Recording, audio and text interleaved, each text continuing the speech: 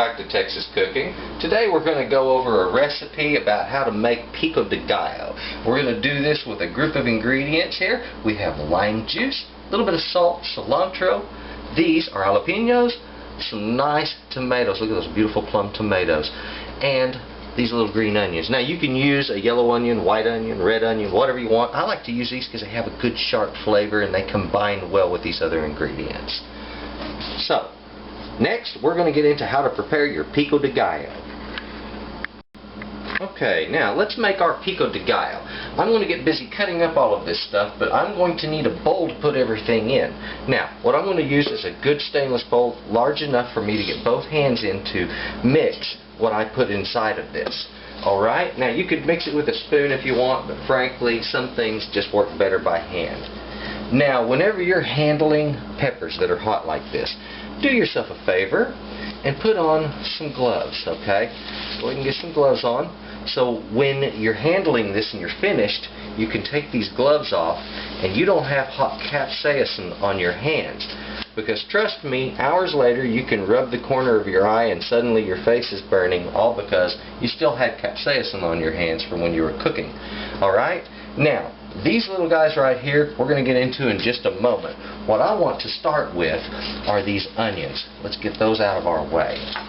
Fold back a bit.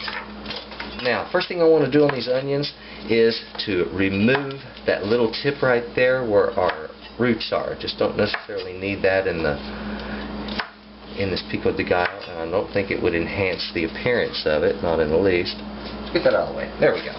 Let's line those. Now, just take our knife very gently, make some cross cuts, and I want to make these rather thin on the white portion, okay? Because that white portion's got a pretty strong side to it.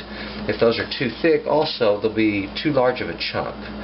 So you want them to be kind of thin.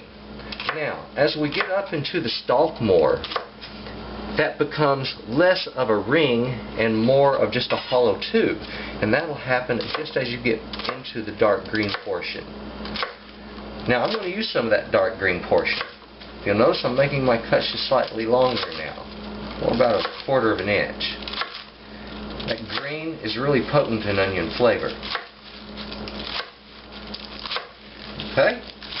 It's going to be way more onion than I'm going to need for this, okay? These I can save to put in a stock or something else. Now, let's take that onion.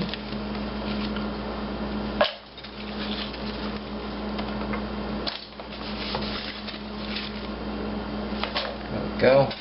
And a little bit of this I'm going to put in a bowl on the side because I'm going to use it later in a different recipe.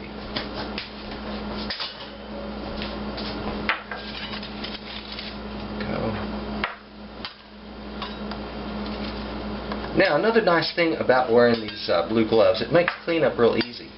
When it's time to finish up your recipe and you need to clean your hands, all you do is pull the gloves off and you're immediately right on to the next recipe. So, let's take these jalapenos and work them now. If you notice, I switched knives. And I did that because I want to need a knife to get down inside of there to remove that little stem. It'll be easier once I half it. Go.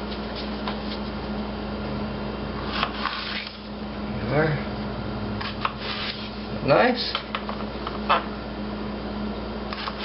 Now, to get the seeds out of the inside of this and this little connective tissue that they have, that is important to remove that. Make sure your knife is good and sharp, and then you can simply flick the rest of the seeds off with your knife.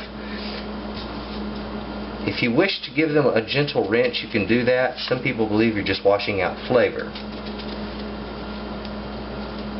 Go. Now, if you notice some of that remained, I'll remove it. I want to do that to each of these, get them processed as quickly as I can.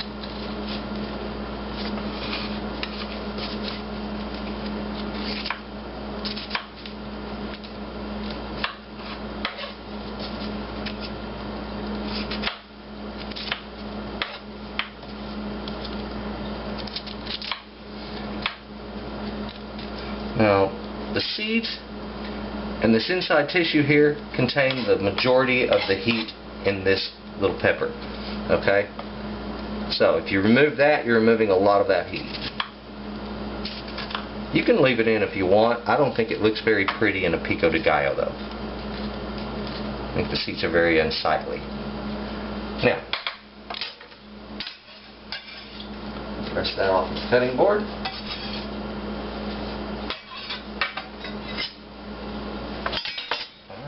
Now, once I get those processed like so, switch back to my other knife. I want to cut these lengthwise. So what I'm going to do is push it down, like so, and just make cuts. And these cuts are going to be about 3/16 of an inch wide. I know that's kind of specific, but yeah, it's right in between 1/8 of an inch and 1/4.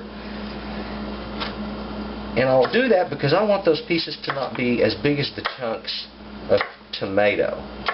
The tomato is going to be blending with this flavor, so you want the mouth bites to be just the right size.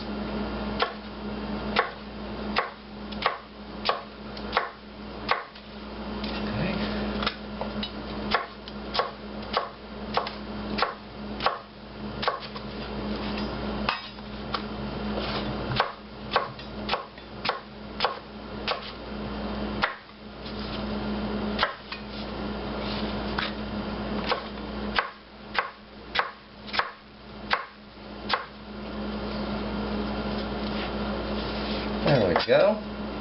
Now we got our 3 jalapenos cut. We're going to make cross cuts, and we want those cross cuts to be about the same as the width of each of these pieces. And what that's going to give me is just a nice square little cut. And it looks really good. One thing's for sure, your Pico De Gallo will show off your culinary skills real quick. Whether you can cut even and straight, your guest will see that right off. Okay, there.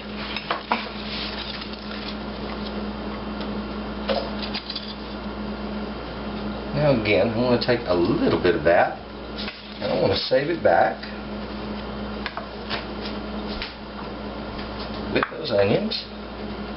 That was about 2½ large jalapenos. One thing's for sure, if you don't have an equal amount of items, as far as proportionally, then this is going to taste out of balance. And equal doesn't necessarily mean the same amount. We're talking equal in flavor, not necessarily equal by proportion. Now, when you're preparing your plum tomatoes, you open these up. Inside, there are these seeds. You can take these and push them out, just like so. And I like to do this under running water. And then this centerpiece can either be pinched and pulled, like so, or it can be cut out. And then I use the rest of that, just the good solid meat without any of the seeds, to produce my Pico De Gallo. That way I'll have no seeds or anything in there that doesn't look quite nice.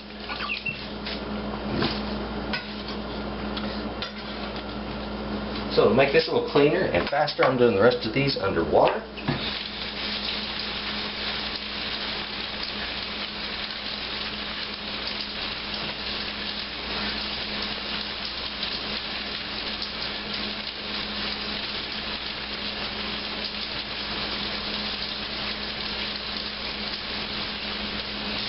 Sometimes they give you trouble. Get a knife and cut it loose.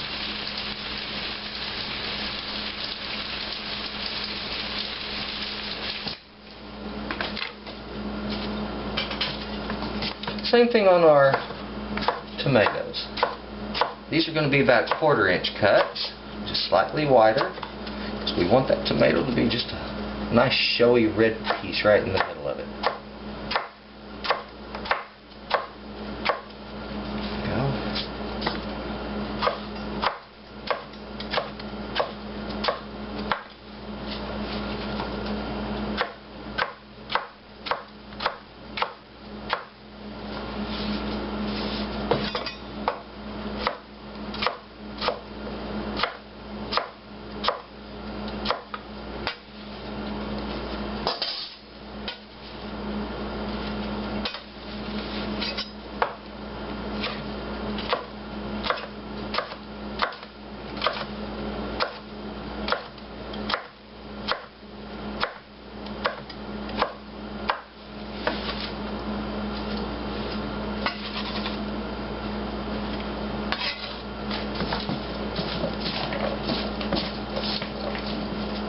go.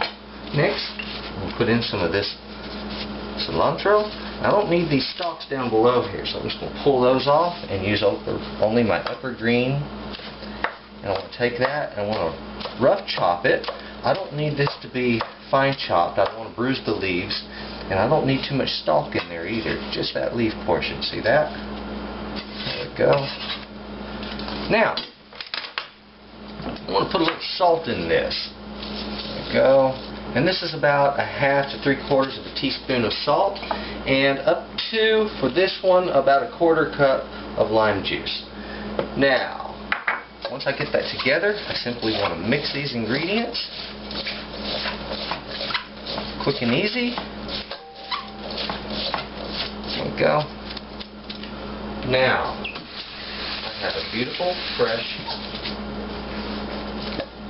fresh Pico De Gallo. That's ready to be put in a bowl and served just like this. I do want to let it marinate for about 30 to 45 minutes at least before serving.